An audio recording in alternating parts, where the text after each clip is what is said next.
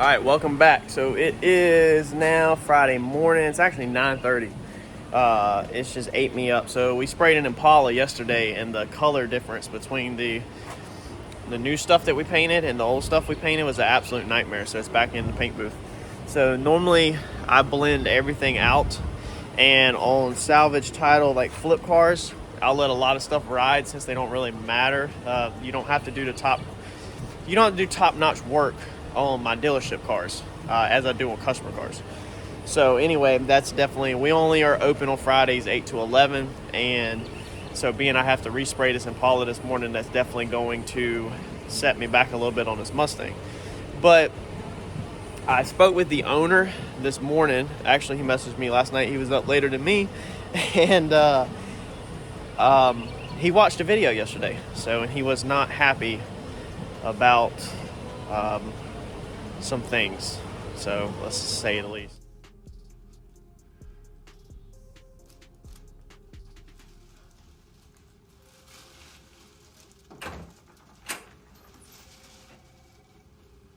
We'll bill you. I'm just playing. I'm just messing with y'all. So he was actually, the problem is he was actually over it, happy with it. So we did too good of a job on the shaving of the cowl panel right here, and he's not happy with this guy right here. So he said he'll pay the extra, apologize and everything, but he wants to go ahead and delete the windshield wiper motor recess. So, and like I said, me and him had never talked about it up front. I think what it was is that the hinges, the area for the hinges just really bothered him, and he wanted to get rid of them. And then when he didn't really think about everything else, which is very common. I mean, a lot of people don't think about the whole picture. And then when he seen the whole picture done, when everything was shaved, he was like, wow. He was like, yeah, like let's that looks really good. Let's get rid of the other hole. So that's what we're gonna do. So that's gonna set us back a decent amount. The goal was for today was to finally get the thing in primer. And the shell, to get the shell and primer. I finished all the body work yesterday. All I needed to do this morning was to come in and dolphin glaze, and then sand out my dolphin glaze, scuff down the panels, tape it up and blow primer on it before 11 o'clock. That was the plan while Eddie prepped the Impala, and then I would step in and shoot the Impala. So now that's not going to happen. Not that big of a deal, but we've got to grind a little bit of the body filler off. I'll show y'all what you got to do, just in case this happens to you, like you start on something and you're working in an area and then you decide to do more. You basically just need to remove a little bit of your body filler around the area you're going to weld. Of course, you need all your metal clean and prepped just like anything else so you can weld. We've already body filled all the way up to the edge, so we need to move back at least a half an inch or so. So I'm going to grind all the body filler off around that. We need to build the patch panel. I'm going to just I'm not going to cut that piece out because that piece is set in. I'll show you here in a second. So we're just going to build a patch panel that goes on the outside that's like flush. So we are going to flush this one. That way we can just wipe this bad boy right with body filler.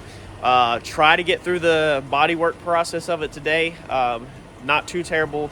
The grinding off will take just a couple minutes, and then the welding, we don't want to warp everything, so we kind of work it a little bit slow. And then hopefully we can get the body filler slung out and done before 11 o'clock. With it already being 9:30, 9:45, we close at 11. I'm trying to keep this on the books as a scheduled customer job, meaning my business gets all of this money. Every dollar that comes off of this car, my business gets. I don't get for my race car, nothing like that. Being we're doing that kind of transaction, and I charge the customer a business price, not a overtime price, which is working after hours. We charge just a normal business hour price. I'm going to try to keep it to the business hours. If it gets down to an emergency situation where I need to pull OT, then it is what it is. This I'm hoping that we can make it. Customer set needs to be done by 3 weeks, no later than 3 weeks. So if I can just at least get this panel welded in today, then Monday I know for a fact I can get this thing in primer, meaning Tuesday I can block and prep and either paint Tuesday afternoon or paint Wednesday for sure. So and then that puts me in just running panels. So even if you do 1 panel a day roughly. By Wednesday you'll have, let's see here, you got trunk, 2 bumpers, 2 doors, 2 fenders, and a hood. So that's 8 panels. We got 2 more weeks, 5 days in a week. It's gonna be close. Even if you did 1 panel a day, it's gonna be really close if I don't get interrupted. So let's dive into this and get this patch panel knocked out. So I come in here to grab this GoPro to get it set up, but I actually got an email. I'm pretty sure it is not legit, but I got an email from somebody claiming that they're KFC and that they want to work with our channel. How about if that was legit and KFC messaged me wanting me to work with them, and we put a big chicken across the windshield of my car? That would be amazing. I would do a big chicken across my windshield for a bucket of tenders.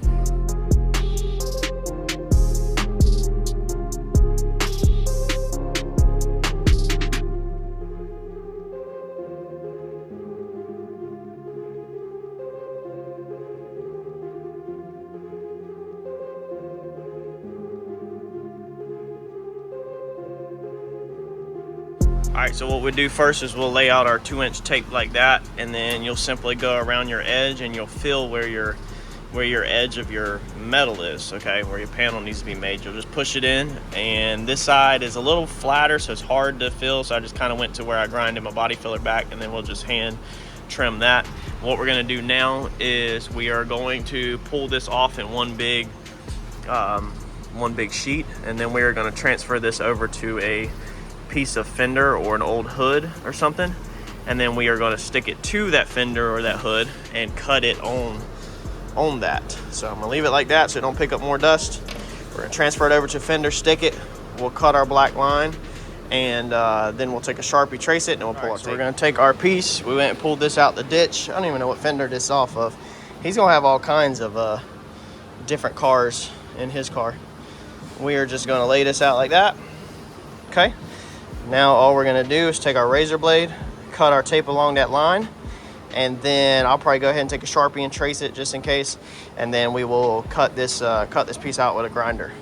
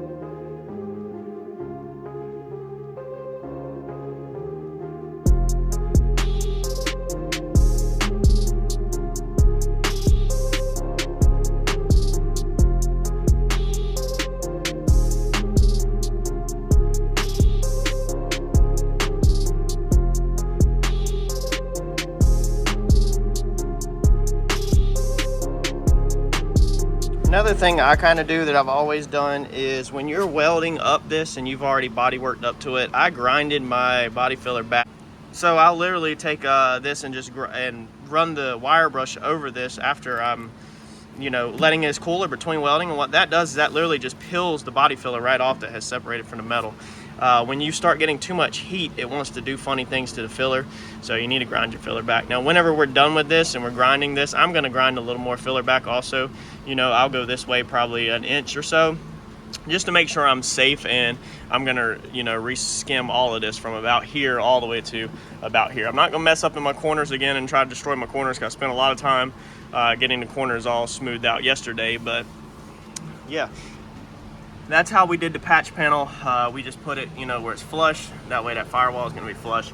I'm going to finish welding up these things. And on these, man, y'all don't judge yourself like if your welds look like crap, because this stuff is extremely hard to weld. Like it's thin, it burns through fast.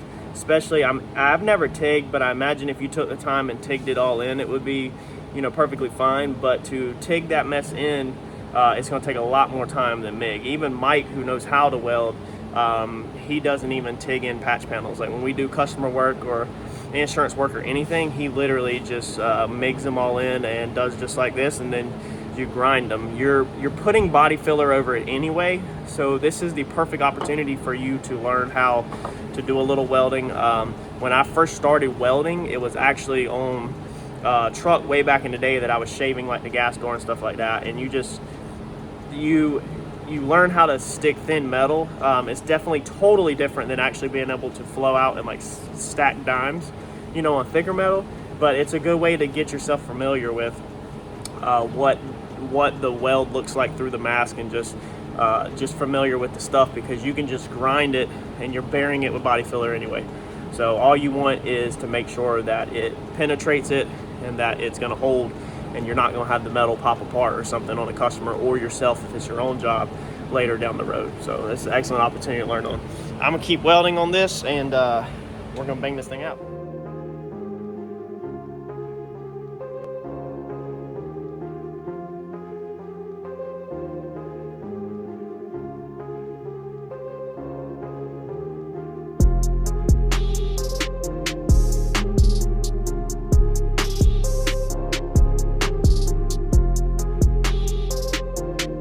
Alright, so there is our piece all welded, grinded out. You can see I stepped my body filler all back into fresh metal. This is actually some of the body filler off of where we did the hinge, because they're extremely close together. We are now going to swipe this out with body filler. So in the first video, we laid down etching primer over the metal, and then we later come back and did our body filler. I wanted to show y'all that way to do that in case that is something that you wanted to use, because you'll have multiple different people telling you two different ways. What we're going to do this morning is we're going to roll body filler straight over raw metal. Okay, so if you feel more comfortable about putting your etching primer down, or if you've heard that you should do it or whatever, do it that way. Everybody is going to tell you something different. What I can tell you is that the product that I use, the lightweight gold, okay, there's the part number. Okay, if you come back here, this is what it does. It claims it's pinhole resistant, but we see that's not true. It does good at not sagging. It's really nice, but you can do it direct to metal. Okay, and it even says it's non-porous formula, will not shrink, but I know that it does shrink back, so I know that's fudging it a little. But it does claim that it can do direct to metal, so I've never also had a problem doing direct to metal. Plenty of other people that have never had a problem doing direct to metal. All of our cars that we actually repair, customer jobs, everything, we do direct to metal. I never, ever, ever, ever lay etching primer down before I did body filler. I did it the other day for y'all just to kind of show you in case you wanted to, because you're always going to have a split crowd on that topic. If you should lay etching primer down and then do your body work over that, or vice versa. There's closed Facebook groups on body tech and, you know, learning body work and all that kind of stuff, and you'll literally have for like 3 or 4 days straight body techs arguing back and forth if you should go over direct metal or if you shouldn't go over direct metal. So I just wanted to show y'all both ways, and I figured in this video we're going to go straight over metal like I always do. You know, all of the roof, all of the quarters, everything I did, Randy's whole car, straight over metal. So we don't lay etching primer down normally. We're gonna get this mixed up and we're gonna get this on here. So on your filler, just like I wanted to show y'all the other day, because I didn't get a chance though, is what I use is a mixing stick, and I come in here because a lot of people don't know how to get this stuff out without making a mess.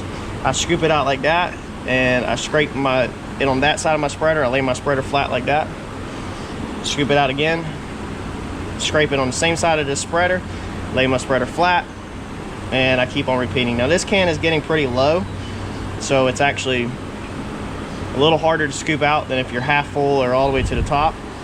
It's way easier. When you get really low, you got to stick your hand down in there and clean it out, and that's a freaking mess. But we don't need that much filler on this first swipe, so we're not going to clean this can out on this swipe. We will save that for another one. Also, when you clean the can out, there's a lot of semi-dried up body filler that's been around the top that air has got to, and so you're going to get a more clumpy spread where you have like chunks in it kind of, which is fine whenever you're roughing in and you're just trying to get some filler down. Let's see here, I think that's enough. When you're just trying to get some filler laid down to get started. But on this spread this morning, we don't want to deal with clumpy spread. And this is probably honestly too much. Actually, I guarantee you this is twice as much as I needed. I was just kind of wanting to show y'all shoveling it out. On this one, I'm just gonna come straight across one time like that because I don't want to mix this up too hot. Being I'm gonna try to attempt to show y'all. If we weren't rolling the cameras, I would have probably did a U and you'd back. So let's flip you around.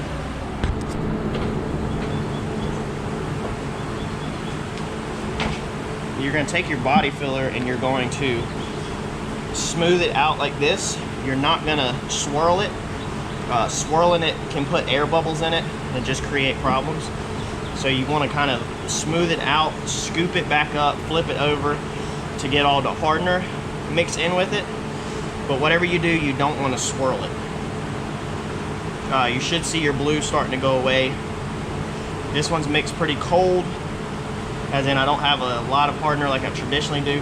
Now if you put too much hardener in it, that can create pinholes of it gassing out, and it can create failure, I think I've heard. So I've never had that issue because I don't over mix mine anything crazy. Do a little at a time so you don't want to make a mess all over everything. In this situation, since we have these little holes near the top, we do have a toothpick ready so we can clean them out, because there's no real good way to swipe this without just swiping straight over. Now I'm going to go all the way to the top. Later I will come back and clean that out, make sure that's nice and clean. And we're going to swipe all the way over to this corner, not in the corner, but near the corner, to make sure that we have a good transition from our old filler to our new filler. Okay, now here's the messy part that a lot of people are not going to show y'all. They're just going to kind of leave you in the dark. Is your bottom.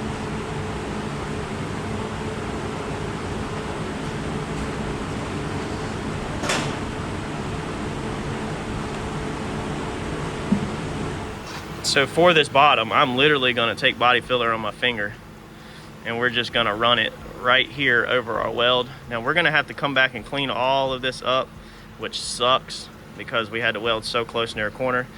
But this is going to ensure that I have a nice clean corner.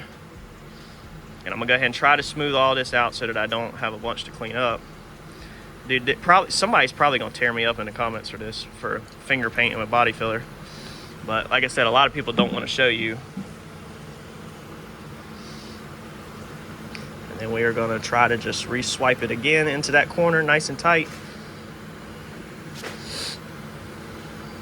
And then we're even going to pull back up. My stuff's starting to kick off a little bit right now because I can feel it dragging, and you can start to see me pulling clumps in it. So we are going to leave this alone. Like I said, I did not go up in that corner. I'm gonna try to actually smooth that out. Okay, now I'm ruining a spreader showing y'all all this because I'm taking so long. Let's see here, we want to find our hole. This one right here. So we want to make sure that's nice and cleaned out, and then our other hole's right here. So we want to make sure that one's nice and cleaned out. Our other hole you can still see. Let's get this one cleaned out. This is going to save yourself a ton of work later. So now all your holes are back. It's way easier to do this now than later, and you have to do it unless you're going to stay clean. So that's our swipe. I'm going to go get this body filler off of this spreader real fast to try to save it. You can see all the filler I wasted. All right, so we got that swiped out, and we're actually running a paint job. So it was, I got the booth rolling, got one in the booth. So it was 10:32, and Ed said, are you just gonna wait until Monday to shoot this Impala? We closed at 11, it was 10:32. I literally was cleaning my fingers off from laying that body filler and recording for y'all. And I was like, no, we ain't waiting until Monday, man. I was like, wipe that car down and give me that paint gun, man. We about to roll. So we got all that swiped out, and I'll show you what it looks like. We're not gonna be able to sand it until Monday though, because it is 10:51 now. I got like 3 more minutes of flash time on the clear in the booth, and then I got to get back in there and get that shot and hopefully lock this place up. But only 5 minutes late. You can see Ed already cutting off lights. Ed's ready to go. But But yeah, that's pretty much going to be, you know, it for this week on this car. So all that's going to look good after it's all sanded out on Monday. You know, the cowl is going to look amazing. I still like, which he didn't say nothing about the little holes. I personally like the little holes. I really do, because they, like I said, they just give it a semi-clean look. And now that I think about it, if y'all are doing this and you wanted to leave them little holes, you could actually order little tiny LEDs and poke them through from the inside and have it, you know, where an accent light across there where it lights up the engine, and you already have the hole there where you can literally just glue some little tiny LED bulbs in that will stick out. That'd be pretty cool. But who knows what you use that for? I don't know. I think it gives it a clean look, and like I said, that would actually be quite a bit to weld up all them little tiny holes, because they're a little too big to just fill with wire, and they're a little too small to easily, you know, build some kind of patch. So it would be decent amount of work, but that's going to look really clean when you pop this hood and just everything is symmetrical and everything is smooth. Like it is going to look good. So that's going to be a wrap on this car. We're going to get this thing sprayed out with clear, and we're going to get out of here. What time is it? What time is it? 11 o'clock on the dot? 11:01. Ed asked me if I could do this, or am I sure I could do this? So that's how you bang out a dealer car really fast before you can actually see some of the striping, how fast I was rolling. Real fast on Friday. It'll look good outside. Let's see here if I had some runs. I did have a run right there that's starting to flow out because I was in a hurry. So I have some contamination there. That's what contamination looks like. These jobs are perfect to show y'all problems on because we do them so fast. This is what a blend looks like. So the new color is actually blended into the old color. So you can see how there's paint on the yellow tape here, and then it fades away where there's no paint. So you can look down here and actually see, you know, where there's no paint on the edge of the door, it's just clear coat. So the rocker was painted. You can see there's paint all over the yellow tape down there because we had to change the color. But this color is the same as this door. This color is the same as the front end. So hopefully this one looks a lot better this time in the sun than before. But you can see hood still has dents all in it. Bumper still has damage. So we didn't fix none of that. This is dealer work. This is how dealer work is done. You can see the little bit of orange peel trash in it. Let's see here. There's what trash looks like in it. There's a good example of a fade. So you can see the brownish all over the yellow tape, and then you can see how the yellow tape goes to bright yellow, because that color is faded back about halfway, or it's faded really good to here, and then a little less to here, and then dusted to about right here. So this actually will show you, you know, you can see how it's a lot heavier, then it gets lighter, lighter, lighter, and then it's pretty much non-existent by the time you get here. Again, you can see where there was chips in the door and they did not get addressed. More contamination. Let's see here, right there. If I can get it just right. You won't see most all this stuff outside. And this car is dented all up, dinged all up. So it's not the end of the world on this car. But that's what a fade looks like. And I was able to get it done before 11. So how many people do y'all know that's gonna bang one out that fast on a Friday afternoon from 10:32 to 11:02 and still get out of here? That way Ed can go see all of his chicks. So that's gonna be a wrap on this one. Got the check to deposit for selling my granddad a truck, basically. So we're gonna check the mailbox, get out of here, hit the house for the weekend, and I will catch y'all on the next update. Thanks, y'all.